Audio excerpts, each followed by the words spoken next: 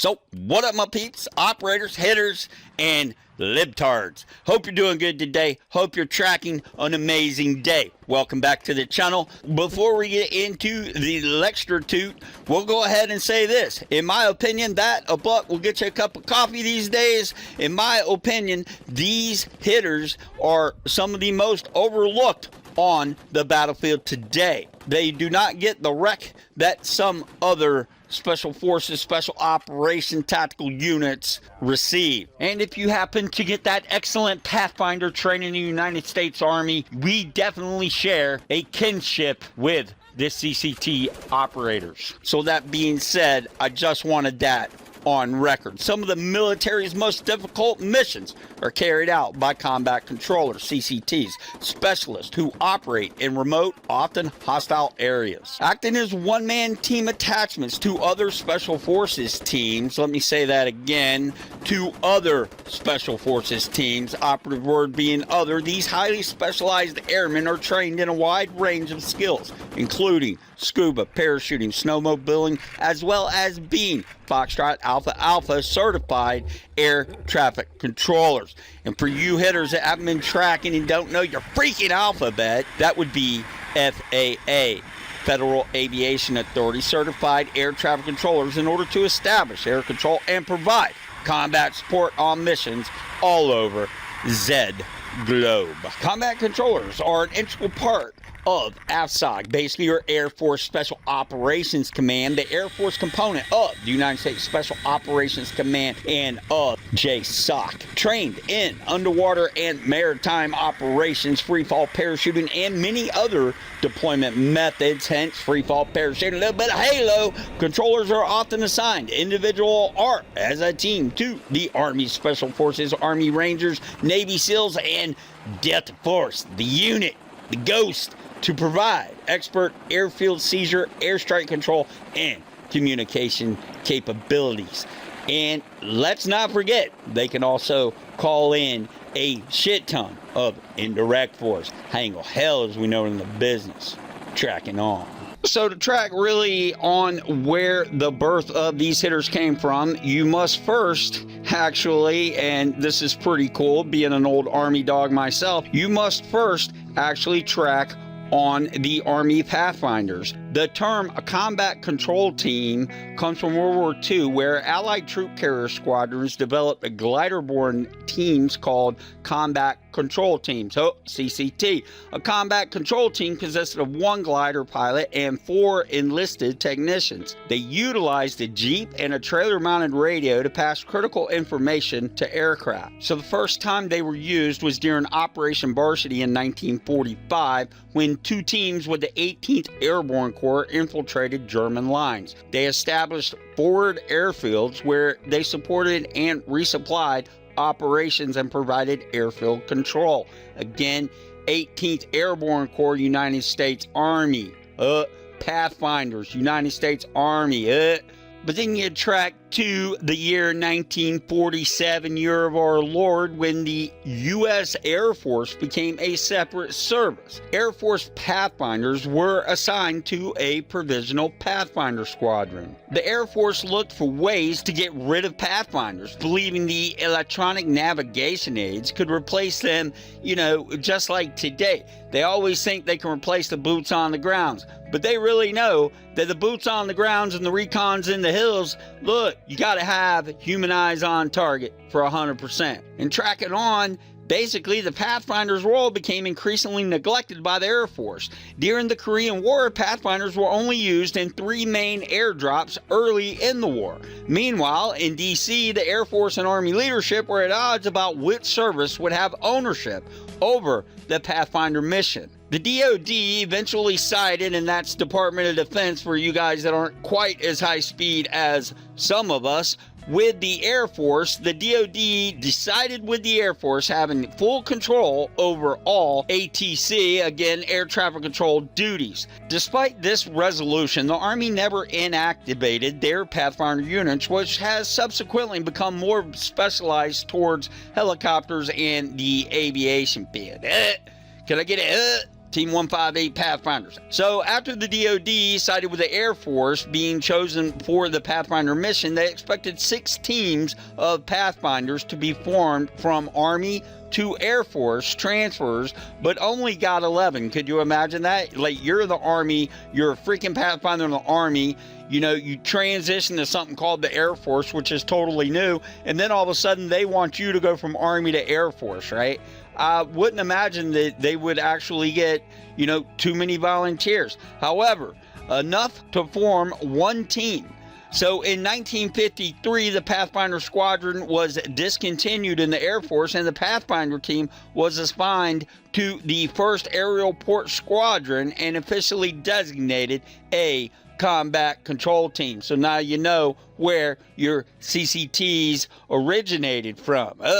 So I just find that to be really interesting that, you know, one of the most overlooked, and possibly this could be why, one of the most overlooked, you know, special operators out there would be that of the CCT, which actually originated as the Army Pathfinders.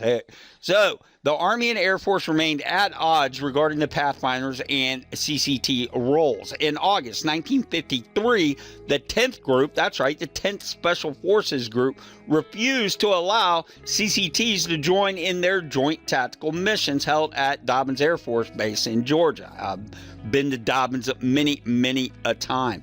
As a result, the Tactical Air Command stopped all Army airlift missions until the Army allowed the CCTs to take part. Could you even imagine that? So the Army and the Air Force were actually having a war, if you will, over the Pathfinder CCT, right? So the 10th Group basically said, fuck off, man.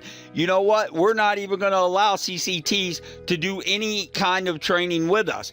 And in retaliation, the Air Force is like, well, have fun trying to go on a Fry's mission or get some aviation lift training without us. Although the Army had their own Army pilots, as we all know, it's just, to me, it's just real funny that you're expecting a supply drop and, you know, that's coming from a fixed wing, and yeah, where is it? Yeah, well, maybe we should have let the CCTs join us after all, because after all, they're Army Pathfinders. That's what we know. So I believe it was because the field was still just so young and lacking in manpower from so few Army Pathfinders wanting to transfer over to the Air Force. So Air Force HQ decided they would start soliciting from the radio maintenance career field for more combat controllers. It was also stipulated that combat controllers would have to attend ATC school, basically air traffic control school, if they would be controlling aircraft from the ground. Because of their job, combat controllers had to have either an ATC or a radio maintenance background in addition to jump school to become a combat controller. This gave rise to the blousing of the trousers and wearing of the old cocker and wearing the paratrooper boots, a tradition that still exists to the present. The first time a combat controller team was utilized was during the 1958 Lebanon crisis to combat communist expansion and bolster the pro-Western Lebanese government. Tracking on further, in the Vietnam War, combat controllers helped assure mission safety and expedited airflow traffic during countless airlifts. Combat controllers also flew as forward air guides in support of indigenous forces in Laos and Cambodia. CCTs conducted covert forward air control for U.S. and Allied aircraft, performing interdiction missions against communist troops and supplies on the Ho Chi Minh Trail. Not to mention, in October '83, we had some CCTs jump with us into Grenada in Operation Urgent Fury. They were key to the opening the airway for the 1st and 2nd Battalion 75th Rangers in taking the unfinished airport. Let's not forget other clandestine type missions in Latin and South America. That's where I initially met my first CCT. These are truly operators. So with that being said, you obviously got to have some kind of education. As I've always preached, you got to have some kind of education. In my career, I only knew a handful of hitters that actually got their GED and actually made it into the pipeline, to include finishing said pipeline and getting into a special operation warfare unit. You gotta have some smarts, people. I can't preach that enough. It's easy to say you want to be, but it's entirely another thing to pass your ASVABs and get your high enough where you can actually get into these special operation warfare units. With that being said, let's go ahead and track and see what you will be up against trying to track down the CCT lifestyle. First, you'll go through your Air Force BMT, basic military training. That'll be 8 weeks at Lackland Air Force Base. Second will be the Special Warfare Prep course. Again, 8 weeks, Lackland, and basically candidates will undergo intense strength and conditioning training. You'll be running, rucking, and swimming extensively. You get through that, 4 more weeks at Lackland, Special Warfare Assessment, and selection course. Kind of funny, that's only 4 weeks, you say, but when you're there, that it's 4 months. From there, 4 more weeks at Lackland, Special Warfare Pre-Dive course. Basically, it's just as it's stated, pre-dive prep candidates physically and mentally for the rigors of combat dive school. Then Panama City, 5 weeks Special Warfare Combat Dive course. You get through that, you get to get your airborne fucking jump wings on and join the club. That's 3 weeks, Fort Benning. Once you get through all your spec ops preps, let me tell you, airborne school is seriously going to be a fucking joke to you. Just remember, don't get in no trouble. Military free fall course after that, basically Halo. That's going to be 3 weeks. You'll be in Yuma, Arizona for that. SEER training after that, 3 weeks, Fairchild Air Force Base. Then you go to your ATC, Air Traffic Control School. That's another 11 weeks. Combat Control Apprentice course, basically 8 weeks at Pope Army Airfield. Basically, CCTs are more than aircraft controllers. As duly explained in this history, they're battlefield airmen, also known as commando airmen, usually operating in the middle of a war zone.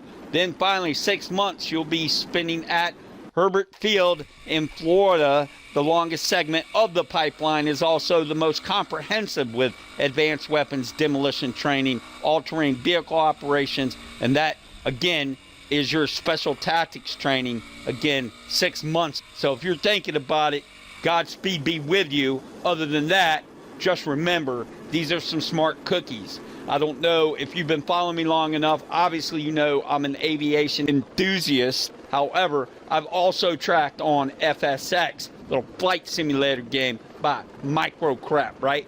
Checking that, I tried to do some ATC on there, and let me tell you, it is a handful. You really got to know what the fuck you're doing. And you got to remember, that's with all the ATC technologies that you're going to have up in the tower, right?